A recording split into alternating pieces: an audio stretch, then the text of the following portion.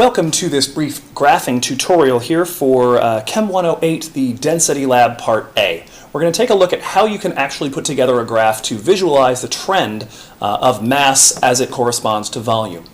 Here we've got some data involving the element antimony and the mass and volume of three separate pieces of them. And we're going to see how to visualize this using graph paper. Now the graph paper you have is in the back of your lab manual. It looks something like this. In all likelihood, you're going to actually use it vertically, but for the purposes of this, I'm going to flip it around. But all the same principles that I'm about to do here apply. And so what we're going to do, first off, is take a look at the properties and the units here and put those onto our graph. So what we're going to do, since we'd like to calculate density, which is mass over volume, our goal is going to be to make the slope mass over volume. So that means mass needs to be on our y-axis, and volume needs to be on our x-axis, since slope is going to be delta y over delta x, rise over run.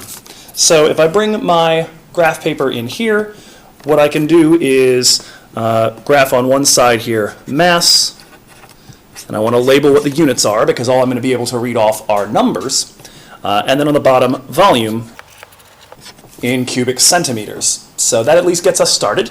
The next thing we need to do is take a look at the actual data that we're going to be trying to graph, because we'd like to use as much of this surface as we possibly can.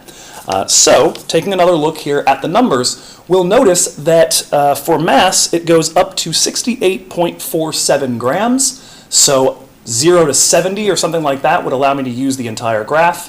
For volume it goes from about 0 or somewhere near 0 all the way up to 10.1, so 11 would be pretty nice in that respect as a top point that would get all of them in. And so if you take a look at the graph paper we have, I've got 1, 2, 3, 4, 5, 6, 7 big blocks, each subdivided into 5 smaller blocks going that way. So it might make the most sense for me to make these 10, 20, 30, 40, 50, 60, and 70.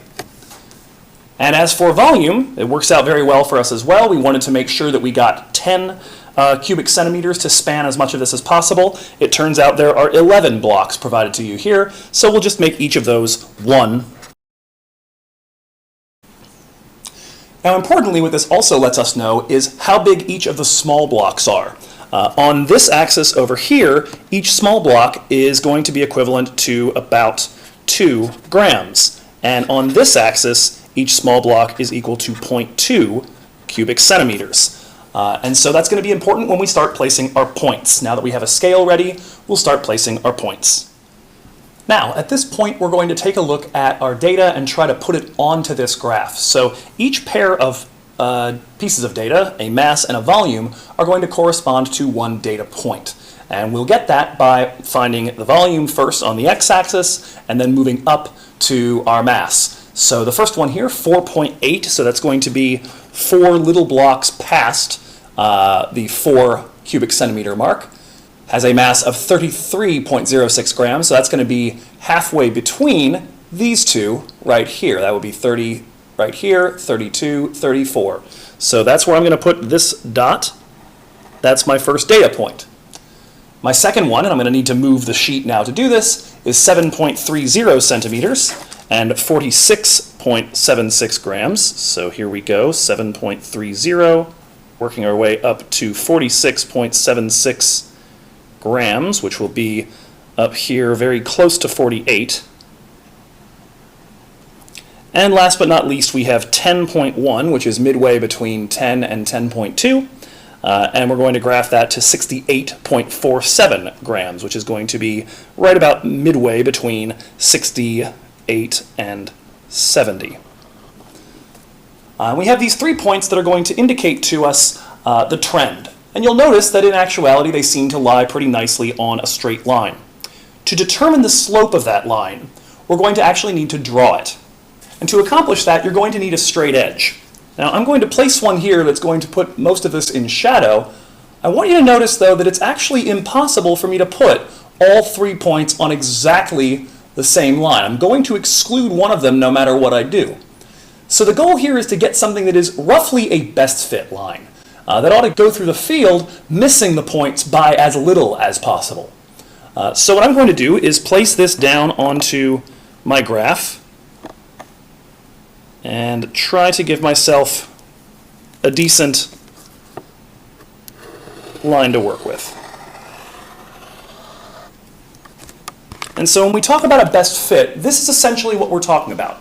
This line misses this point by a little bit, it misses that point by a little bit, and it almost hits this one on the dot. Because of those three things, we can feel pretty confident about it, because even though it doesn't hit any of the points exactly, it seems to be missing all three of them by the smallest quantity total. So that's what we're going to go with. Now, once we have that best fit line, to determine its slope, we're now going to ignore these individual data points. They don't matter to us anymore. What we're interested in now is the trend that the line itself represents. Now, the easiest way to get a slope here is to look for a few places where the line goes directly through a meeting of the grid. That is, that this line and one of the vertical grid lines and one of the horizontal grid lines all meet up in one spot. And that's going to allow us to figure out what this line says the slope would be. Because you can see, since these don't all lie on an exactly straight line, if I took any two of them and calculated a slope, it would be different than what I've just drawn here. So upon looking at the data for a while and squinting at it, it looks like some of the best meetups seem to be up here. The next really good one I spot is over here at 3.6 cubic centimeters. So we can jot those down right now. This is, as we said, 10 cubic centimeters and 66 grams. This is 3.6 cubic centimeters and 24 grams. And so we know the slope is going to be delta y over delta x, and so that will be 66 grams minus 24 grams over 10 cubic centimeters minus 3.6 cubic centimeters. And so that gives us 42 grams of change and 6.4 cubic centimeters of change. When we do the division, what we get here is 6.6 grams per cubic centimeter, which actually does match up with the individual data points reasonably well. But this gives us now the entire density based on a slope of a best fit line.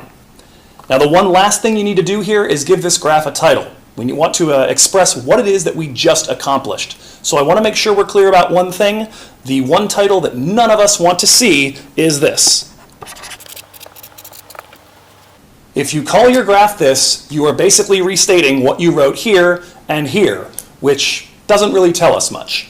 What I'd encourage you to do is give your graph a title that really aims at what the graph itself accomplished. What did you do? What did you determine? What did you calculate by use of this graph?